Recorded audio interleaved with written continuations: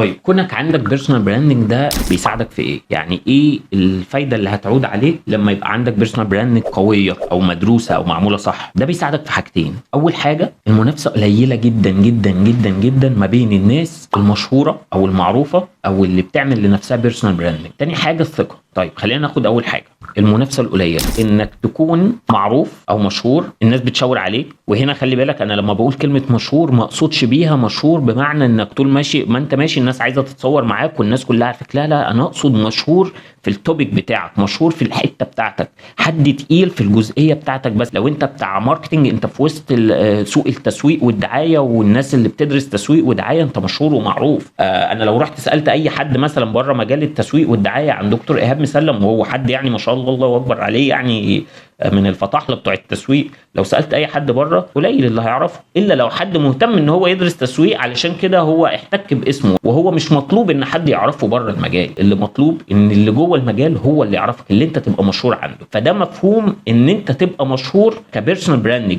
مش مفهوم ان انت تبقى طول ما انت ماشي في الشارع الناس عماله بتتصور معاك. لا، انا عايزك تبذل مجهودك الاكبر انك تبقى شاطر في التوبيك بتاعك. طيب بقيت شاطر في حتتك، بقيت شاطر في مجالك قوي، بتوع مجالك بس هم اللي هيعرفوك، بتوع مجالك بس هم اللي يقعدوا يشاوروا عليك ويبقوا عايزين يتصوروا معاك. هو ده الهدف من البيرسونال براندنج.